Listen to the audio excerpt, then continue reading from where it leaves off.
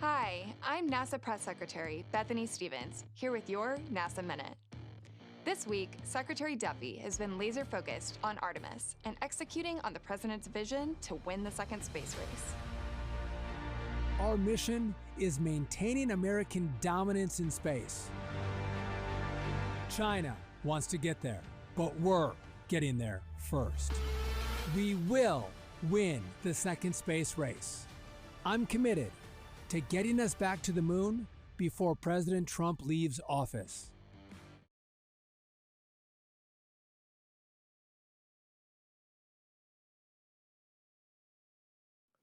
We are either going to have that capability in the United States because we have a permanent human presence in space with a fully mission-capable space station, or we're going to cede that to China.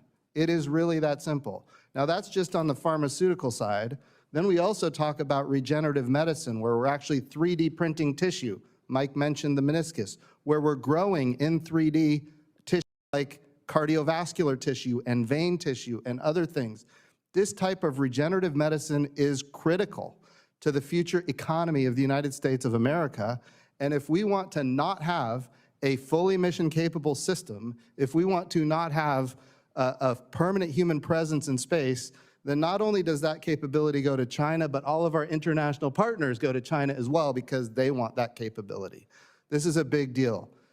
So that's on the low Earth orbit side of things. And Senator Cruz, I know you're getting a lot of accolades today, but it is absolutely true. The one big beautiful bill with the $10 billion additional dollars for NASA human spaceflight was in large part you're doing, and I know it was bipartisan. I know the one big beautiful bill might not have been bipartisan, but that element was in fact bipartisan, and I know senators on both sides of the aisle are grateful for your leadership on that. So very important.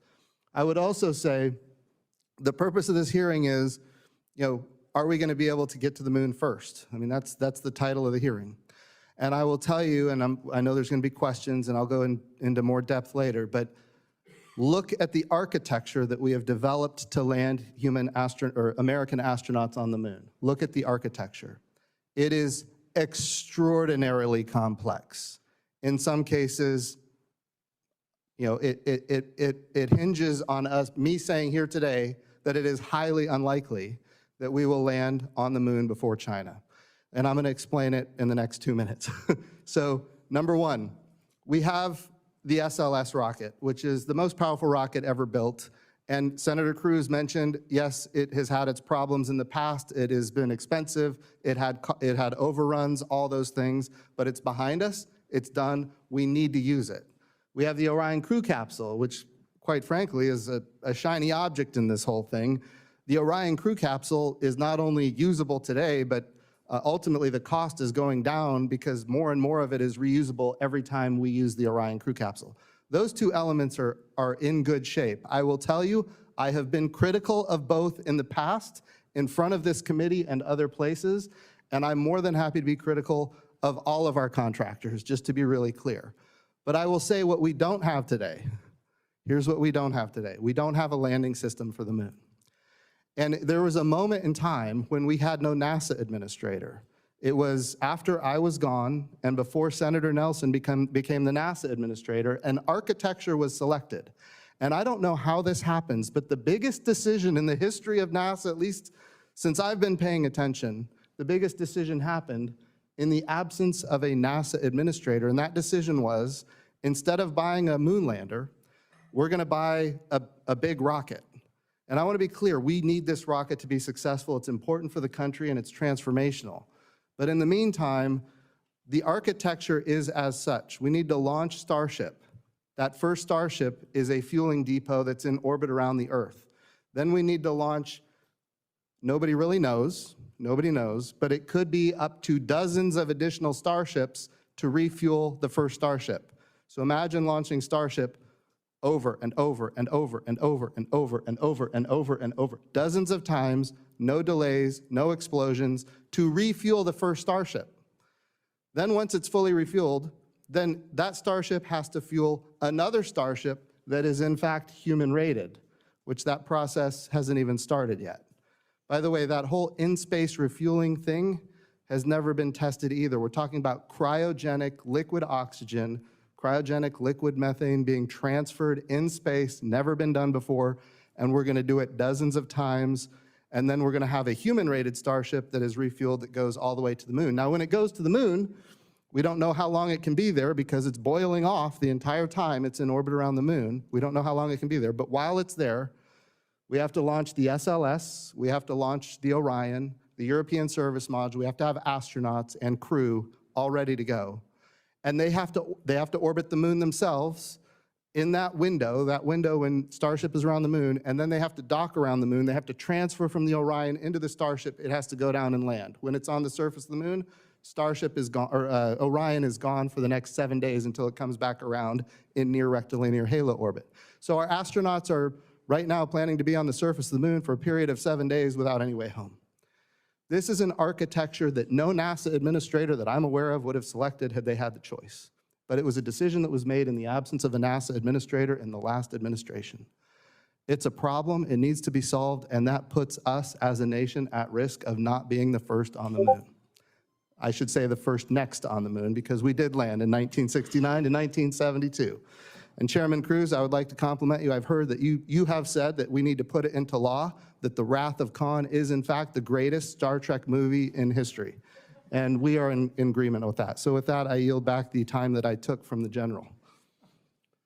I thank the administrator. I will say I'm not sure we need to codify the Wrath of Khan any more than we need to codify gravity or that the sky is blue. There are some things that are indisputably true, and that would be one of them. General Shaw. Right, Chairman Cruz, or do I say Captain Cruz? Ranking Member Cantwell, and members of the committee, thanks for the opportunity today. And by the way, I'm also grateful to share the table with some amazing people here and look forward to our session and what they have to say today.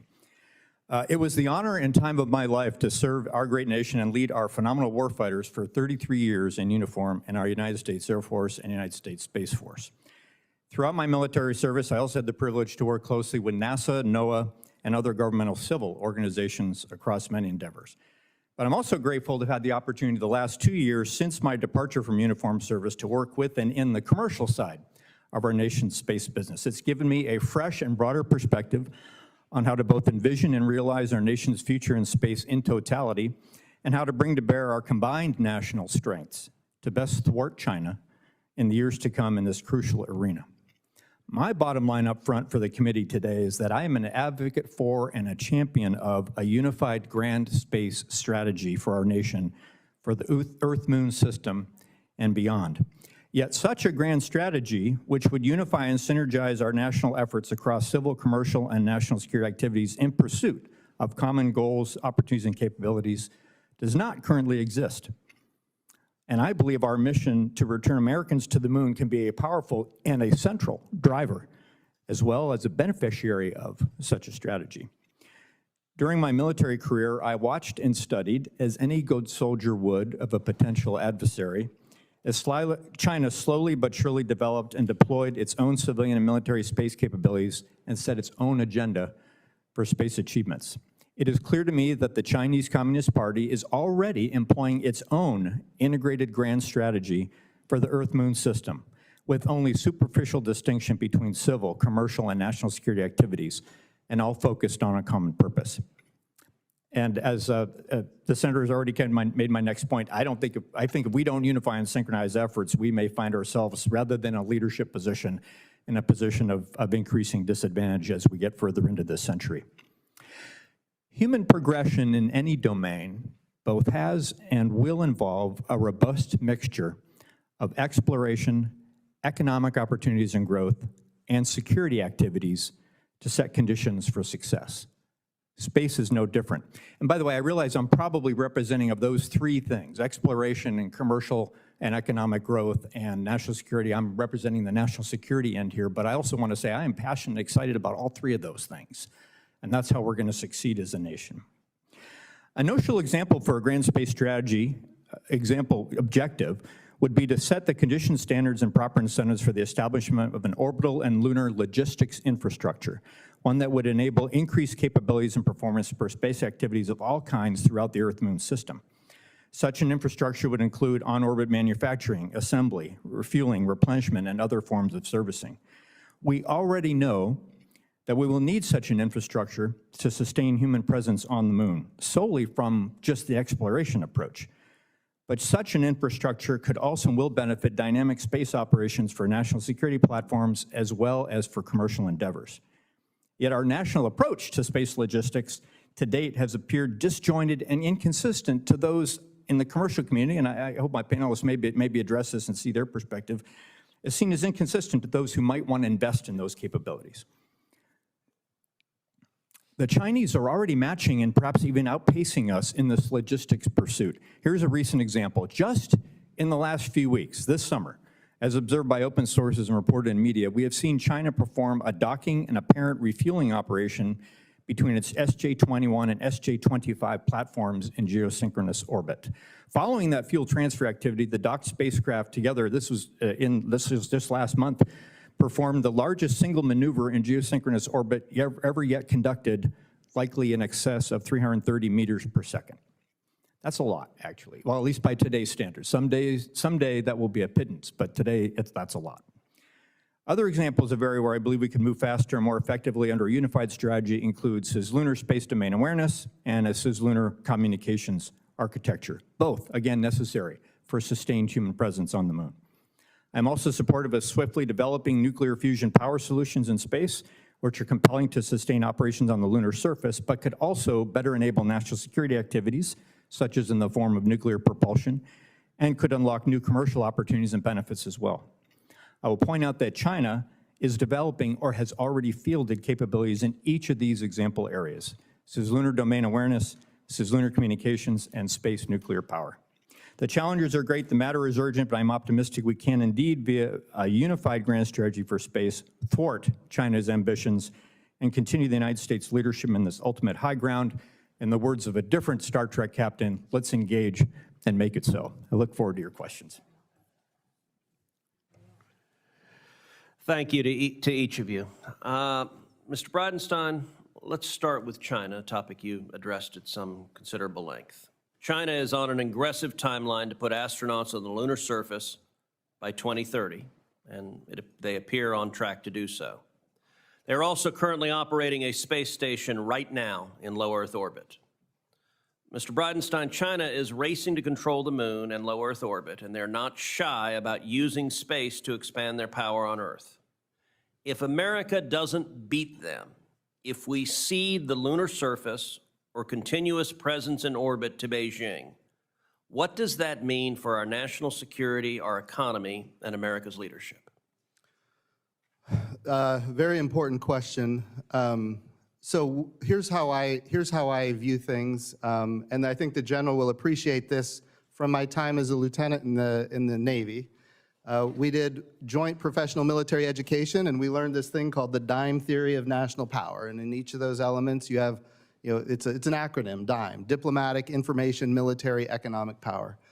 When I was at the helm of NASA, my goal was to always think about what we're doing in those elements. How does this advance diplomatic power? How does it advance information power, military power, and economic power?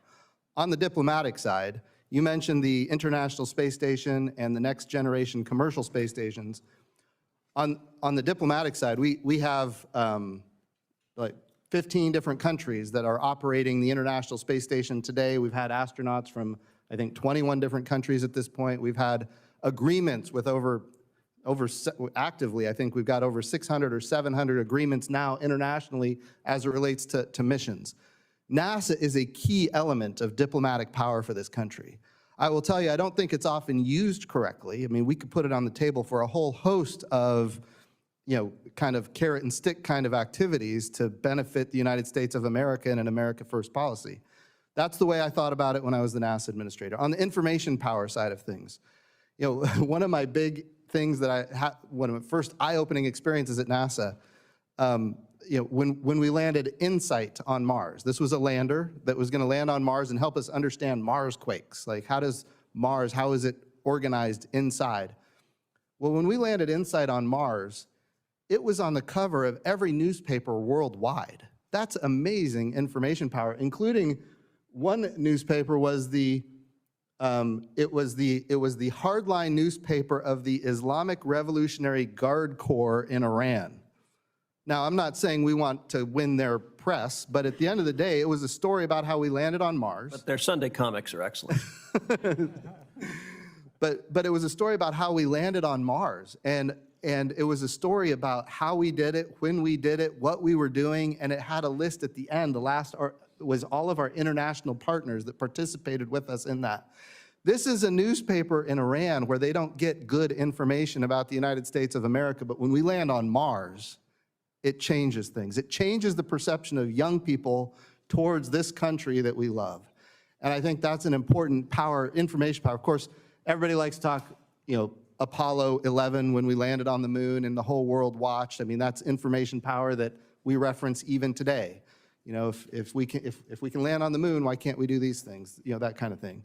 On the military side, NASA is not strong. We don't play military. We don't report to the Secretary of Defense, but a lot of our technologies and capabilities, in fact, have dual use capability.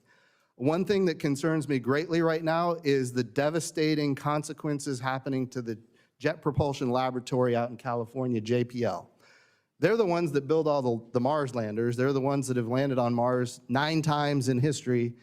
But a lot of that technology, make no mistake, has military application, and we're at risk of losing a lot of that. So I think that's important to note as well. Finally, that's the military side of things, but it's really not where NASA plays. NASA plays in exploration, science, discovery. The E, and this goes back to the opening statements, the E is economic power. When it comes to pharmaceuticals, regenerative medicines, advanced materials, article came out, China is using their space station to create new advanced materials for hypersonics, materials that my understanding is we don't have right now, although maybe somebody knows something I don't know. At the end of the day, we have to use microgravity, where we know atoms and molecules organize differently. We have to use it to our advantage, and advanced materials, China is doing that. And we're not doing it the way we should, and we're at risk of losing it. So all of those elements, I think, are important. When we think about the great power competition with China, we need to think about NASA being used for diplomatic power, information power, military power, and economic power. Thank you.